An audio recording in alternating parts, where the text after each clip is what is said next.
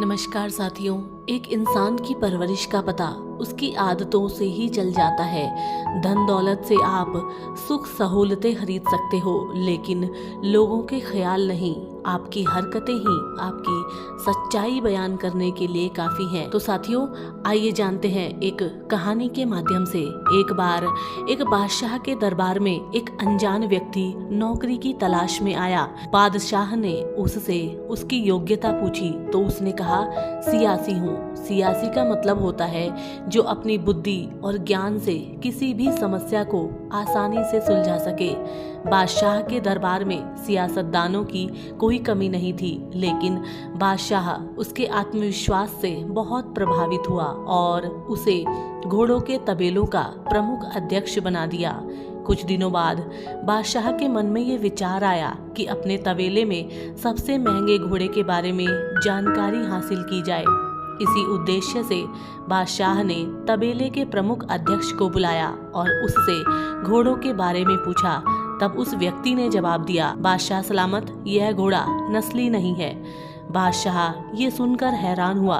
उसने उस आदमी को बुलाया जिससे उसने वह घोड़ा लिया था। उसने बताया कि घोड़ा तो नस्ली है, लेकिन जब यह पैदा हुआ था तो इसकी माँ मर गई थी और इसका पालन पोषण गाय का दूध पीकर हुआ। बादशाह ने तबेले के अध्यक्ष से पूछा कि उसे इस बात का कैसे पता चला। तब उसने जवाब दिया, यह घोड़ा जब घास खाता है तो गायों की तरह सर नीचे करके ही खाता है, जबकि नस्ली घोड़े जब भी घास खाते हैं तो घास मुंह में दबाने के बाद सिर उठा लेते हैं और फिर खाते हैं। बादशाह उसकी अक्लमंदी से बहुत खुश हुए और इनाम के तौर पर उसके घर अनाज, घी और बहुत सी खाने की चीजें भिजवाई। इतना ही नहीं, उसने अपनी मल्लिका की देखरेख के लिए अपने महल में तैनात कर दिया। फिर एक दिन बादशाह को उस व्यक्ति की याद आई और उसे बुलाकर अपनी बेगम के बारे में पूछा। तब उस व्यक्ति ने बताया, रहन सहन तो मल्लिका जैसा है, लेकिन शहजादी नहीं है। इतना सुनकर बादशाह के पैरों तले जमीन खिसक गई। उसका सर चकरा गया। उसे कुछ समझ नहीं आया। वो हकीकत जानना चाहता था, इसलिए उसने अपनी सास को बुलाने का हुक्म दिया।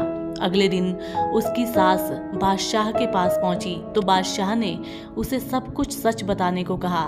तब सास ने बताया, आपके पिता ने हमारी बेटी के जन्म लेने पर उसका हाथ आपके लिए मांग लिया था, लेकिन कुछ दिनों बाद हमारी बेटी मर गई। आपकी बादशाहत से करीबी रिश्ते कायम रखने के लिए हमने किसी और की बेटी को गोद लिया और उसका विवाह आपसे करवा दिया। हकीकत जानने के बाद बादशाह ने उस व्यक्ति से पूछा कि तुमको इस बात का कैसे अंदाजा लगा कि वो शहजादी नहीं है। उस व्यक्ति ने कहा, बादशाह, आपकी बेगम का नौकरों के साथ सुलूक जाहिलों से भी बदतर है। कोई खानदानी आदमी इस तरीके का बर्ताव नहीं करता। बादशाह फिर बहुत खुश हुआ और उसे इनाम के तौर पर खूब सारा अनाज और भेड़ बकरियां भेजी। इसके साथ ही उसे अपना दरबारी बना लिया। फिर कुछ दिन बीते। बादशाह ने सोचा, मैं इस आदमी से सबके बारे में पूछता हूँ, क्यों ना आज अपने बारे में ही पूछा जाए। जब बादशाह ने अपने बारे में पूछा तो उस व्यक्ति ने कहा, अगर आप मेरी जान बख्शें तो ही मैं बता पाऊंगा। बादशाह ने उस व्यक्ति से वादा किया कि उसको कुछ नहीं कहा जाएगा। तब उसने बताया, ना आप शहजादे हो, ना आपका चाल चलन बादशाहों वाला है।